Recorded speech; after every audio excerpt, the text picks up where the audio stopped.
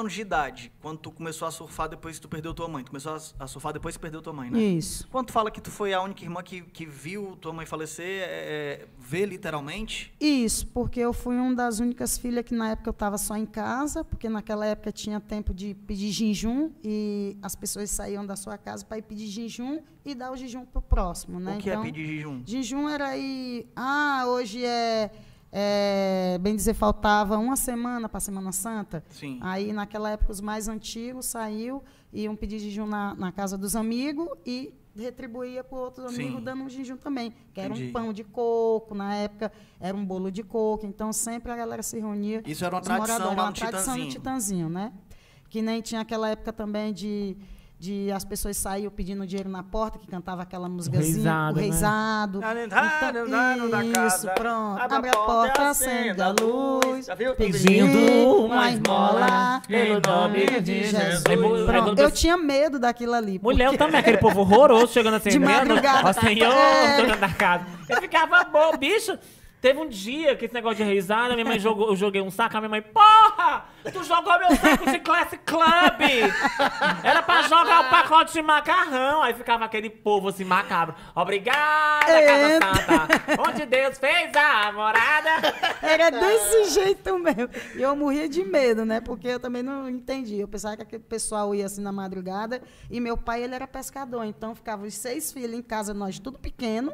E meu pai ficava 1 semana, 2 semanas no mar. Então, nós tínhamos que aprender a se criar só. Então, a gente tentava fazer comida, a comida queimava. Aí, o único divertimento da gente poder comer era ir para a praia, ir pescar, ir pegar lagosta, comprar merenda e comer. Até o pai chegar. Eu achava que o pescador ia voltar no mesmo dia. Não, meu pai, ele era de jangada, e a jangada, raramente, ela passa 15 a 20 dias no mar, né? Sim. Jangada. Então, vai 5, 6 pescadores. Né? E teve a época também do meu pai já quase morrer, porque a jangada chegou a virar várias vezes. Meu Deus. E foi por isso que ele se aposentou e não quis ir mais para o mar, devido aos riscos. Né? Mulher, no primeiro dia já estava voltando linda. Imagine, é só aquela tampinha na jangada, todos os 5 entram para dentro, vão dormir e acordam de madrugada para ir pescar. Aí, de repente, dá uma onda, vira a jangada, aquela tampa ela fecha. Por isso que morre todo mundo lá dentro, tá entendendo? Porque a jangada acaba virando e não tem como eles desvirar, porque acaba ficando preso. E morre afogado porque a água vai entrando, né? Meu Deus. Meu amigo, então é complicado. E meu pai, ele... Mas tu tava contando da tua mãe, tava na semana Semana de Santa. pedir jejum e tal. Isso. Aí eu estava com a minha irmã caçula. Minha irmã, na época, ela tinha 1 ano de nascida, né? E eu era um pouquinho maior, que eu estava com 5 anos, eu tomava de conta dela, né? E a minha mãe, ela passou por problema foi resguardo quebrado, na época, né? Eu acho que foi da minha irmã caçula. E ela teve esse problema psicológico. Então, eu senti falta dela, eu lembro que eu senti falta dela, deixei minha irmã e pulei, porque naquela época não era uma porta que nem é hoje. Essas portas de alumínio, era aquela... Tu fecha em cima e fecha de baixo, né? No ferrolho. Madeira. Então, era pequena, não tinha como... abri a de cima, só tinha de baixo, a de baixo estava no ferrolho, e eu tive que pular, deixar a minha irmã para poder entrar. Quando eu entrei, a minha mãe já estava passando mal, morrendo, e eu não tive como socorrer, e tu não porque não tinha os adultos em casa. Teus irmãos também não estavam? Isso, eles não estavam. Então, eu vi ela, bem dizer, morrendo nos meus braços, e eu não tive não gritei, eu fui uma criança que fiquei traumatizada, porque eu tive que trabalhar até esse lado também de psicólogo, porque na época eu perdi minha mãe, eu ia correr o circuito mundial. Toda a vida que eu viajava, eu chorava, devido à lembrança que eu tive da minha mãe. Anos depois, como profissional. Isso, como profissional. E foi complicado. O surf é meio que...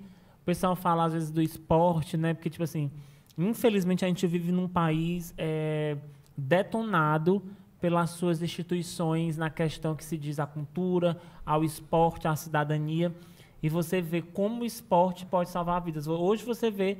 E salvou a sua vida, né? Porque o esporte fez com que você se reerguesse diante da dificuldade dessa, porque eu conto na nossa vida de privilégios, né? Minha mãe tá viva, tá lá, aposentada, perturba meu juiz. Ave Maria, se eu não lavar uma louça, 3 gritos. Mas aí você percebe nisso de que você teve o surf, o mar, que te levou. Eu acho que tem muita coisa de Iemanjá te puxar, minha filha, vem cá. Vou lhe abençoar aqui nesse mar, esse mar é seu. E fez com que você tivesse essa força, né? Com certeza, que foi um meio e um modo de eu esquecer aquele momento difícil, que foi o caso da minha mãe, da perda da minha mãe, sem nem ter nenhum adulto em casa. E eu, ao mesmo tempo, minha mãe faleceu e eu tive que ir para o beco, esperar meus irmãos chegar para me poder avisar para o meu pai e para o meu irmão. E meu pai, ele tinha ido trabalhar na época, ele não estava em casa, né? Então, foi difícil para mim esperar, não chorar, não gritar, não chamar vizinho, Sim. não alarmar, deixei ela no cantinho e fui esperar os adultos chegar, que eram os meus irmãos, para me poder contar, né? Então, depois dali, foi só correndo para o mar, estudando, que meu pai queria que a gente estudasse, né? Então, a cabeça era virada só para o surf, ou para se distrair no mar, para esquecer o que eu tinha visto e o que eu vivi, né? Vivenciei.